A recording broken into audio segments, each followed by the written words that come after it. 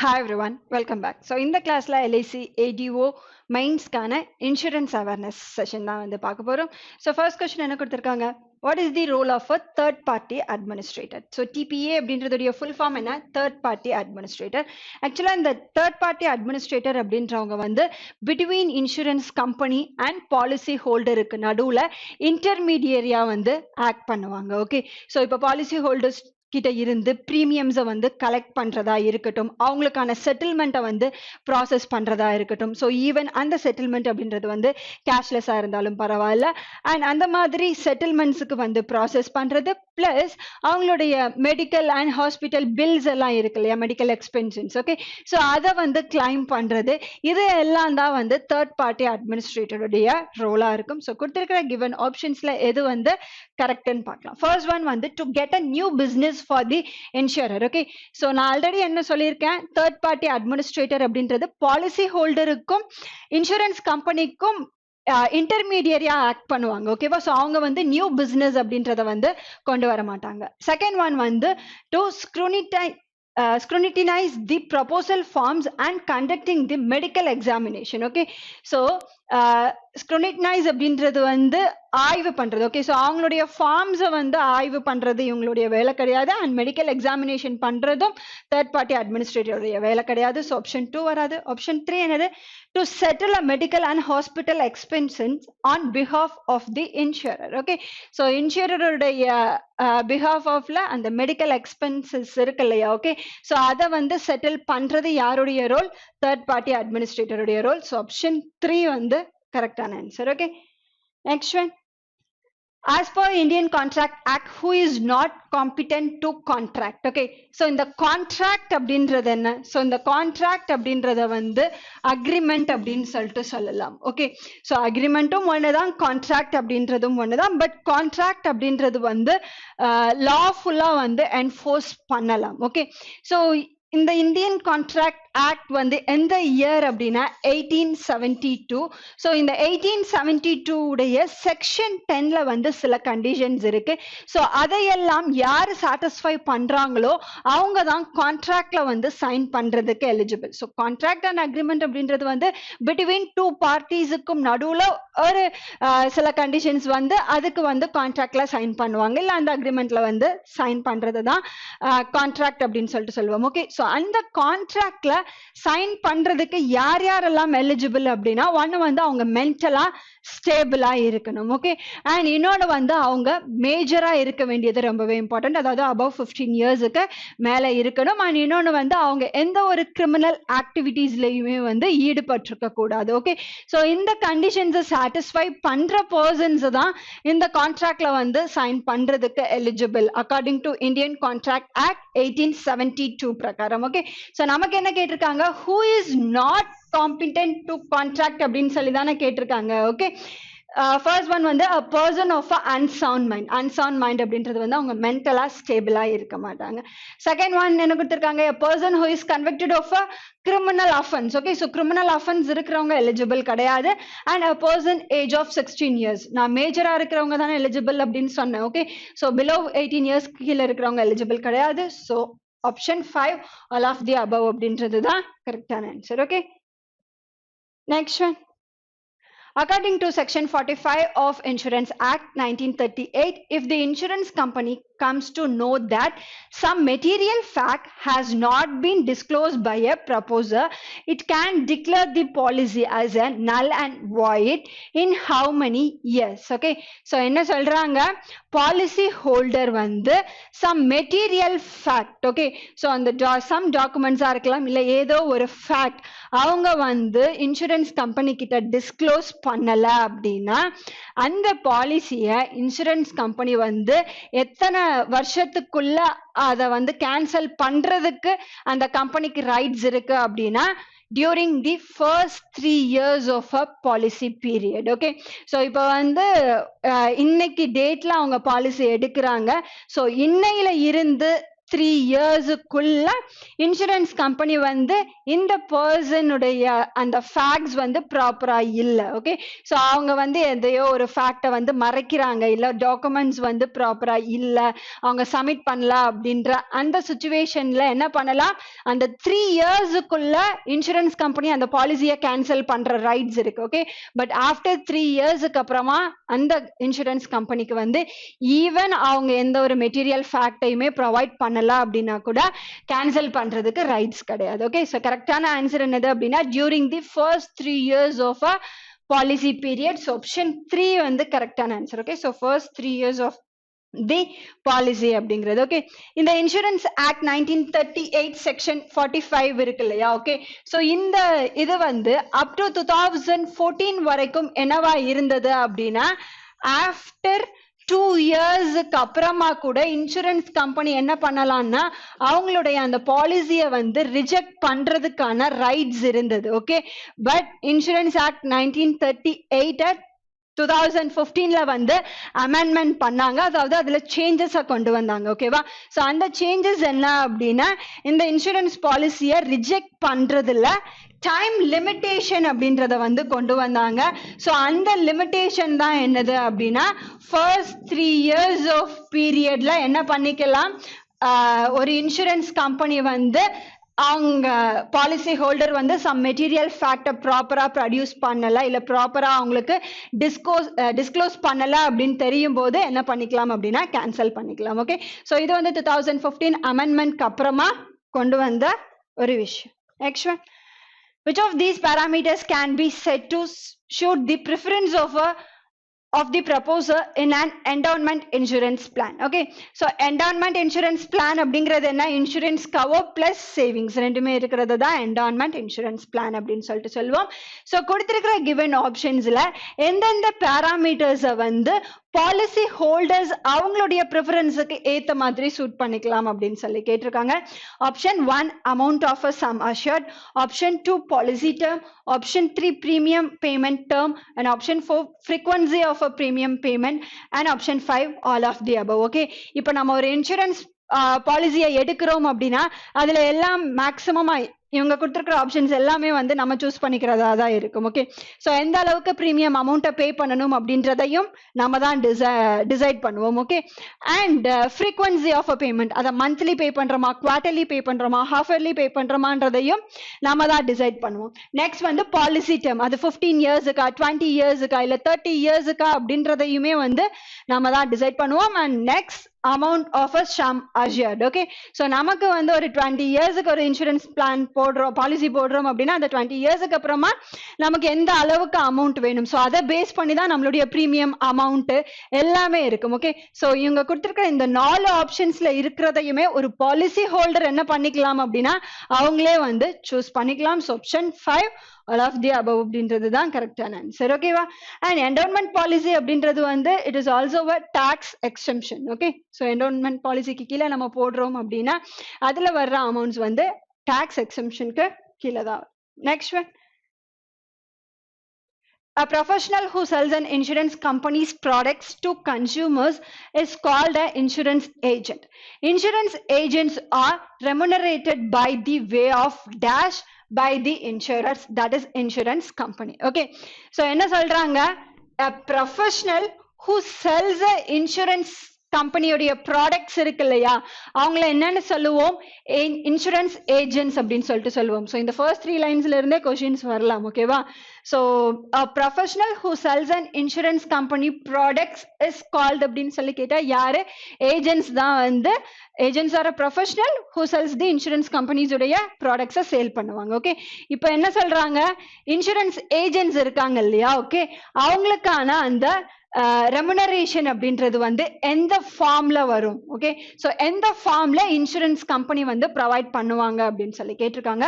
Option 1 commission, option 2 charge, option 3 salary, option 4 bonus, and option 5 gratuity. Okay, so இந்த gratuity அப்படிங்கிறது என்ன அப்படின்னா it is a type of a tip. Okay, so tip வந்து யாருக்கு கொடுப்போம், ஹோட்டல்ல ஒர்க் பண்ற வெயிட்டர்ஸ் அண்ட் இப்போ நம்ம டாக்ஸி டிரைவர்ஸ் எல்லாம் இருக்காங்க அப்படின்னா ஆட்டோ டிரைவர்ஸ், அவங்களுக்கு வந்து டிப் கொடுக்குறோம்ல எக்ஸ்ட்ரா அமௌண்ட். ஓகே, ஸோ அதை வந்து டிப் ஃபார்ம்ல கொடுக்கறதா கிராஜுவிட்டின்னு சொல்லுவாங்க.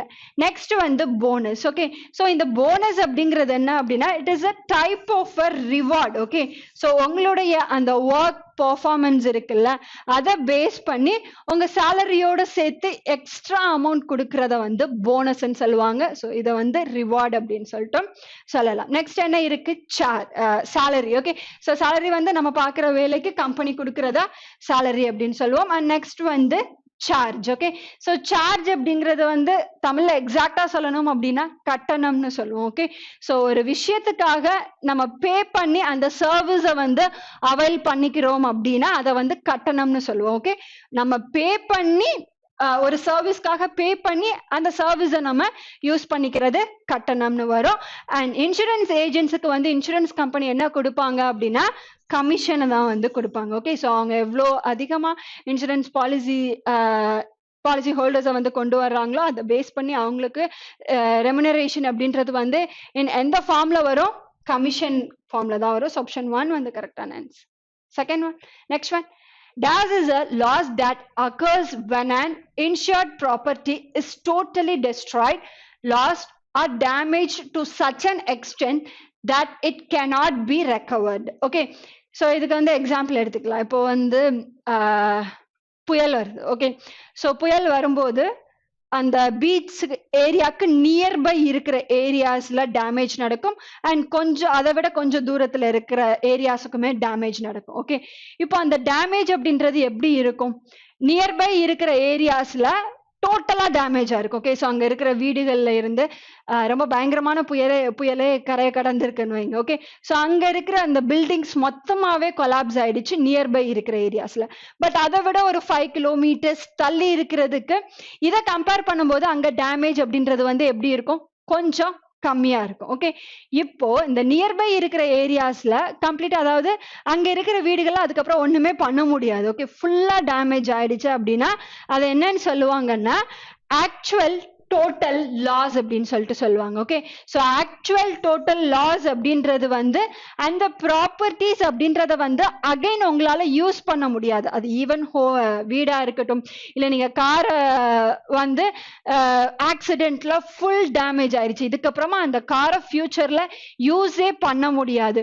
ஸோ டு தி எக்ஸ்டென்ட் அதை தான் சொல்றாங்க. Okay, so lost or damaged to and such an extent that it cannot be recovered. அது வீடா இருந்தது அப்படின்னா சுத்தமா லாஸ் ஆயிருச்சு அண்ட் டேமேஜ் அப்படின்றது கார் ஒரு ஆக்சிடென்ட்ல கம்ப்ளீட்டா போயிடுச்சு. ஓகே, ஸோ அது ஆக்சிடென்டா இருக்கலாம், இல்லை இந்த மாதிரி நேச்சுரல் டிசாஸ்டர்னால கூட இருக்கலாம். நெக்ஸ்ட் அதை யூஸ் பண்ண முடியாது, அதை ரெக்கவரே பண்ண முடியாது அப்படின்ற இடத்துல தான் எது வரும், ஆக்சுவல் டோட்டல் லாஸ் அப்படின்றது வரும். ஸோ நான் அப்போ சொன்ன மாதிரி கொஞ்சம் தள்ளி ஒரு 5 கிலோமீட்டர்ஸ் தள்ளி இருக்கிற ஏரியாஸ்ல டேமேஜ் நடந்திருக்கும், பட் டோட்டலா டேமேஜ் நடந்திருக்காது. அதை என்னன்னு சொல்லுவாங்க அப்படின்னா கன்ஸ்ட்ரக்டிவ் டோட்டல் லாஸ் அப்படின்னு சொல்லிட்டு சொல்லுவாங்க. ஓகேவா, அதாவது பார்ட்லி இல்ல பார்ஷியலா டேமேஜ் ஆயிருக்கும்ல. ஓகே, ஸோ பார்ஷியலி டேமேஜ் ஆன கூட்ஸ் இல்ல ப்ராப்பர்ட்டிஸை வந்து கன்ஸ்ட்ரக்டிவ் டோட்டல் லாஸ் அப்படின்னு சொல்லிட்டு சொல்லுவாங்க. பட் நமக்கு கேட்டிருக்கிறது to such an extent that it cannot be ரெக்கவர்ட்னு சொல்றாங்க.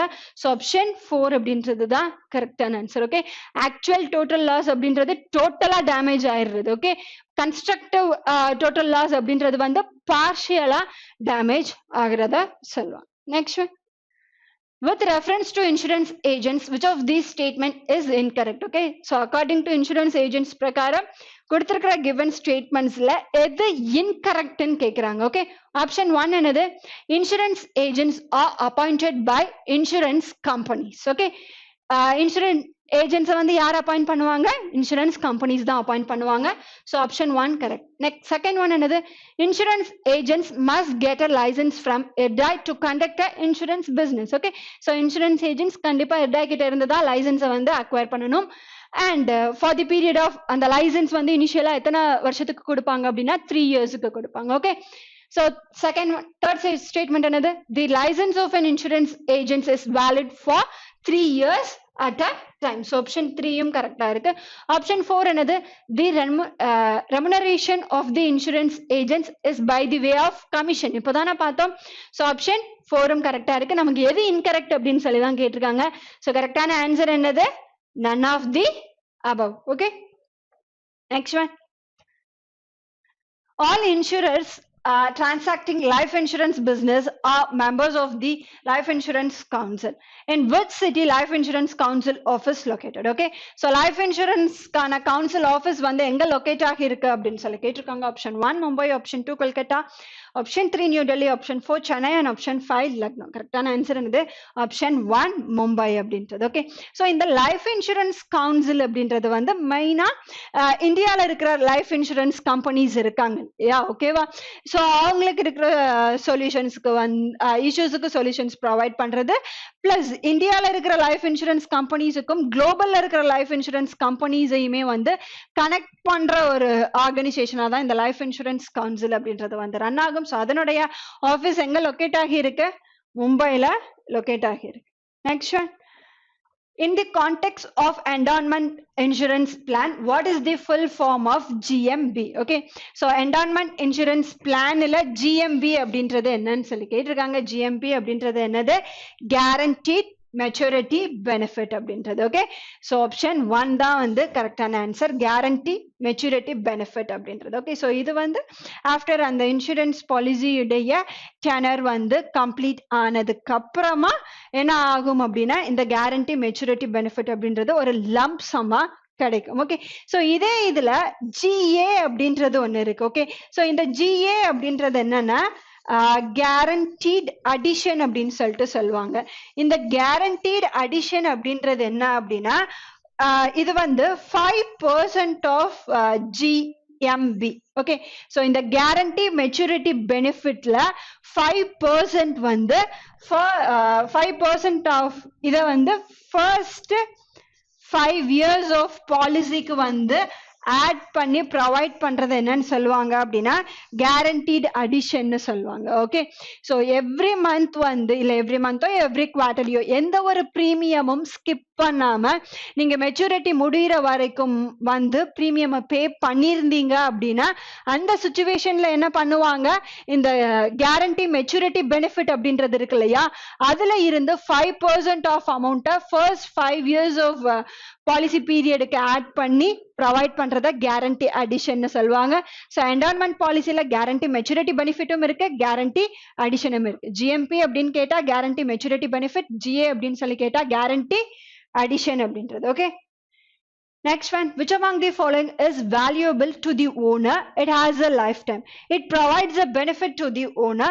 The benefit may be in the form of an income or service. Okay, என்ன சொல்றாங்க, ஓனருக்கு எது வந்து வேல்யூபிள் அப்படின்னு சொல்லி கேட்கிறாங்க. It provides a benefit to the owner in the form of இன்கமாவும் இருக்கலாம், சர்வீஸாவும் இருக்கலாம்னு சொல்றாங்க. Okay, so option 1 car, option 2 house, option 3 agriculture land, option 4 crop and option 5 all of the above. Okay, so காரா இருக்கட்டும், வீடா இருக்கட்டும், நிலம் அண்ட் அந்த கிராப்ஸ் இருக்குல்ல. ஓகே, ஸோ எல்லாமே வந்து பாலிசி ஹோல்டருக்கு பெனிஃபிட்ஸை தான் ப்ரொவைட் பண்ணும். So all of the above அப்படின்றது கரெக்டான answer. Okay, next one. Section 14 of Insurance Regulatory and Development Authority, IRDAI Act 1999, lays down the duties, powers and functions of IRDAI. Which among the following is not a function of Insurance Regulatory and Development Authority of India? Okay, so the questions எப்படியும் கேட்கலாம்.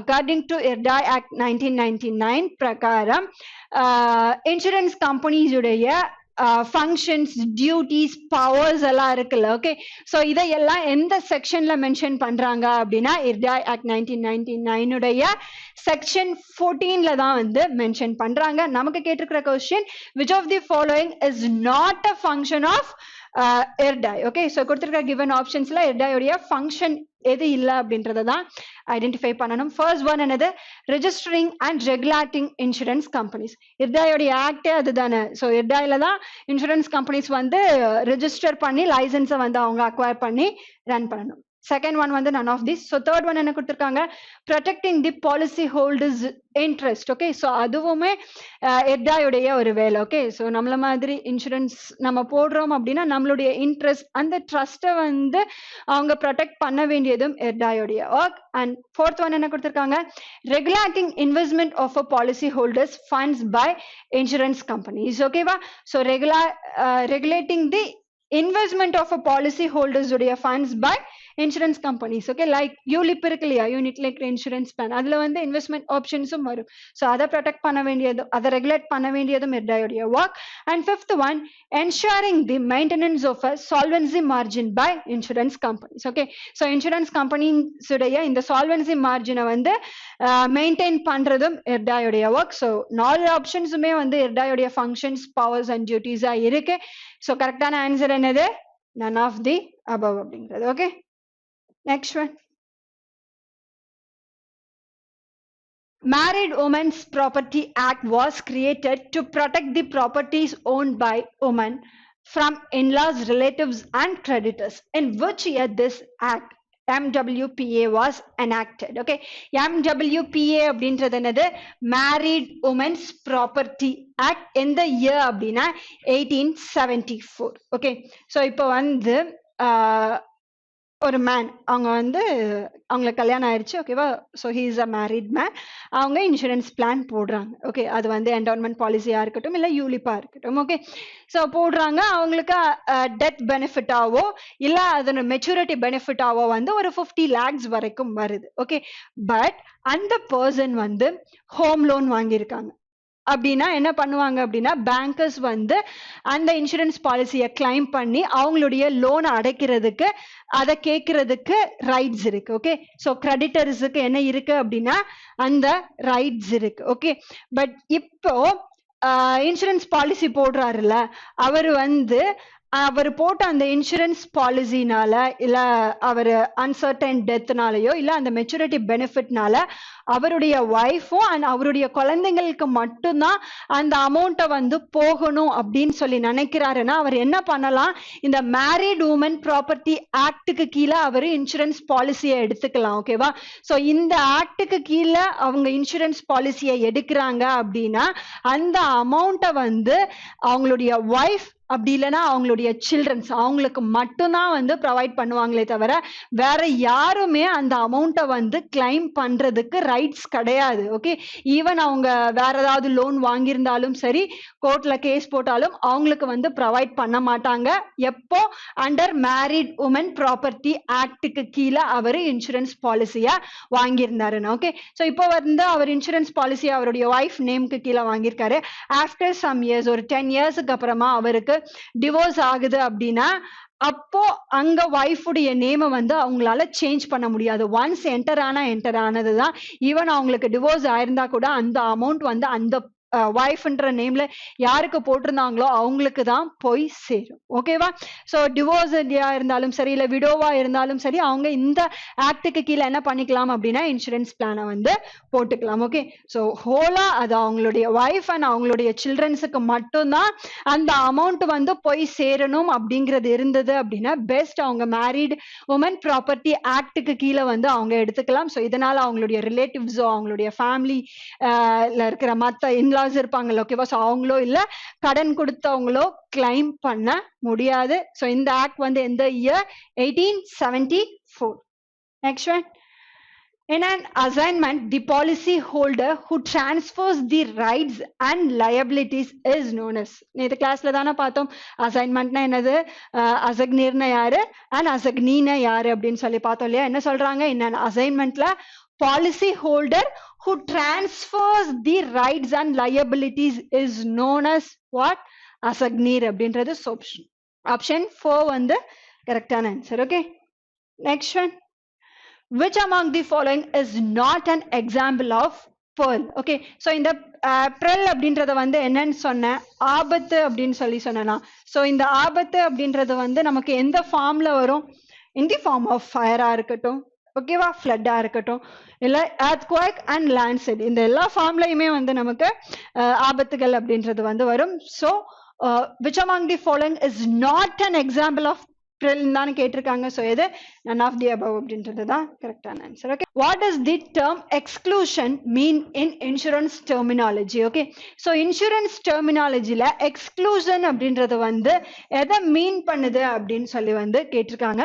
So exclusion அப்படின்றது வந்து insurance பாலிசில இருந்து exclude பண்ணியிருப்பாங்கல்ல. Okay, so இப்போ நம்ம pearls பத்தி பார்த்தோம்ல ஓகேவா ஸோ earth quake இருக்கட்டும் இல்ல லேண்ட் ஸ்லைட்ஸ் ஓகே ஸோ அந்த மாதிரி ஒரு சில இது வந்து இன்சூரன்ஸ்ல கவர் ஆகாது ஓகே ஸோ அப்படி இருக்கிறத வந்து என்னன்னு சொல்லுவாங்க அப்படின்னா இன்சூரன்ஸ் டெர்மினாலஜில எக்ஸ்க்ளூஷன் அப்படின்னு சொல்லுவாங்க ஸோ இன்சூரன்ஸ் பாலிசில which are not included அததான் என்னன்னு சொல்லுவாங்க எக்ஸ்க்ளூஷன் சொல்லுவாங்க ஆப்ஷன் 1 வந்து the limits on a expense of an insurance company கிடையாது second one the pearls which are excluded from the insurance cover okay ஒரு சில ஆபத்துக்கள் இன்சூரன்ஸ் கவர்ல இருந்து எக்ஸ்க்ளூட் பண்ணிருப்பாங்க சேர்த்திருக்க மாட்டாங்க அததான் என்னன்னு சொல்லுவாங்கன்னா எக்ஸ்க்ளூஷன் சொல்லுவாங்க ஸோ ஆப்ஷன் 2 வந்து கரெக்டான ஆன்சர் ஓகேவா and third one என்ன கொடுத்திருக்காங்க conditions to be meet in order to the promise of a insurers is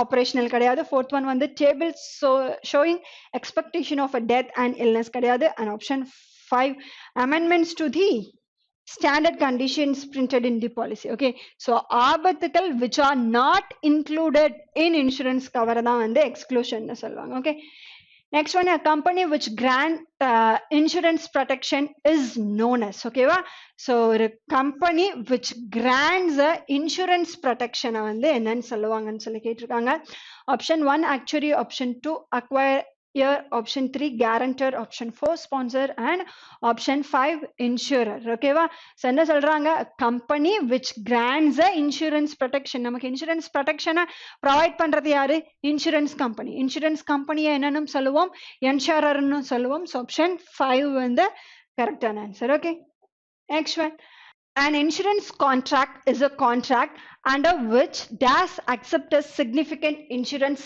risk from does by agreeing to a compensate the policyholder by dash if a specified uncertain future event advisorily affect the policyholder in consideration of a money called okay so கொடுத்திருக்கிற இந்த ஆப்ஷன்ஸ்ல வந்து நம்ம கீழே கொடுத்திருக்கிற 4 ஆப்ஷன்ஸை வந்து fill பண்ணணும் okay so ஒன்று என்ன கொடுத்திருக்காங்க தி சம் அஷ்யூர்ட் செகண்ட் ஒன் வந்து தி இன்ஷூர்ட் அப்படின்றது வந்து யாரை மீன் பண்றாங்க பாலிசி ஹோல்டரை வந்து மீன் பண்றது ஓகே அண்ட் தேர்ட் ஒன் வந்து தி ப்ரீமியம் அண்ட் ஃபோர்த் ஒன் வந்து தி இன்சூரர் அப்படின்றது வந்து எதை மீன் பண்ணும் இன்சூரன்ஸ் கம்பெனியை வந்து மீன் பண்ணும் ஓகே ஸோ கொடுத்துருக்கிற ஃபில்லிங் த பிளாங்க்ஸுக்கு வந்து எது வரும்னு பார்க்கலாம் இல்லையா ஓகே ஃபர்ஸ்ட் ஒன் என்னது insurance contract is a contract under which okay so contract அப்படின்றது வந்து between two peoples அதுவும் இன்சூரன்ஸ் கான்ட்ராக்ட் அப்படின்றது இன்சூரன்ஸ் கம்பெனி அண்ட் பாலிசி ஹோல்டருக்கு நடுவுல நடக்கிறது ஓகே so இந்த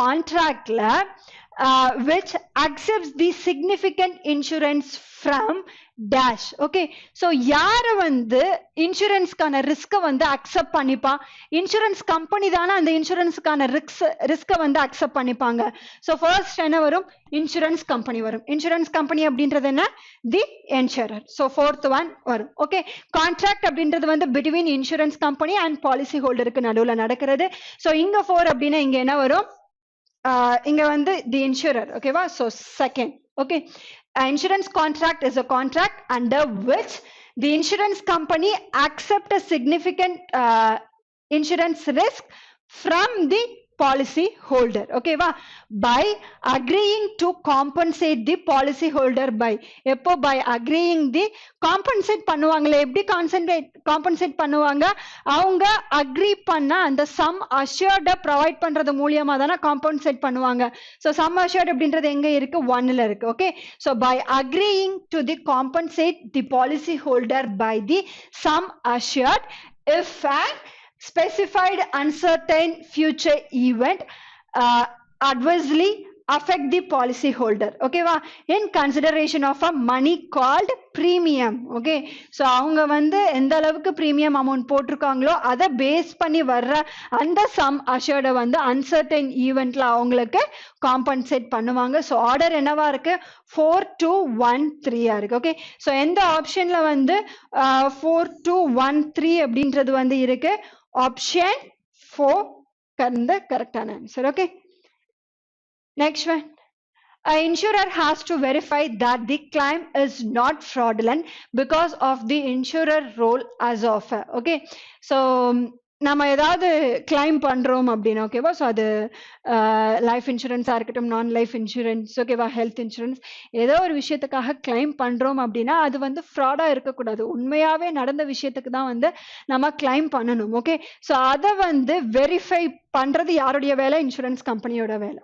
Insurer has to verify that the claim is not a fraudulent, because the insurer role as of another option 1 trustee, option 2 manager of funds, option 3 collector of funds, option 4 investor of funds, and option 5 risk manager. கரெக்டான answer என்னது?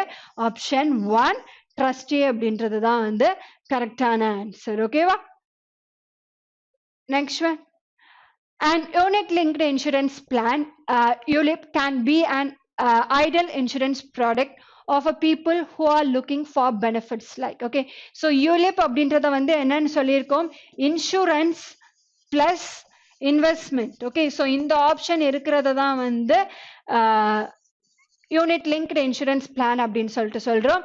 Okay, so இதுல வந்து பீப்புள்ஸுக்கு என்னென்ன benefits எல்லாம் இருக்கும் அப்படின்னு சொல்லி கேட்டிருக்காங்க. Option 1 capital appreciation, option 2 insurance protection, option 3 tax benefits, and option 4 and the only 1 and 2, and option 5 all 1, 2 and 3. okay, so ULIP la வந்து கண்டிப்பா tax benefits இருக்கு and insurance protection இருக்கு. okay, so இந்த capital appreciation அப்படின்றது வந்து invest பண்ணோம் அப்படின்னா அந்த மார்க்கெட்டை பேஸ் பண்ணி நம்ம இன்வெஸ்ட் பண்றதுல இருந்து அமௌண்ட் ரைஸ் ஆகுறது. ஓகே, ஸ்டாக் மார்க்கெட்ல வந்து பாண்ட்ஸ்லயோ ஈக்விட்டிலயோ இன்வெஸ்ட் பண்ணியிருக்கோம் அப்படின்னா அப்போ மார்க்கெட் சுச்சுவேஷனை பேஸ் பண்ணி அந்த இன்வெஸ்ட்மெண்ட்ஸ் உடைய அமௌண்ட் அப்படின்றது வந்து ரைஸ் ஆகும். அதை தான் கேபிட்டல் அப்ரிசியேஷன் சொல்லுவாங்க.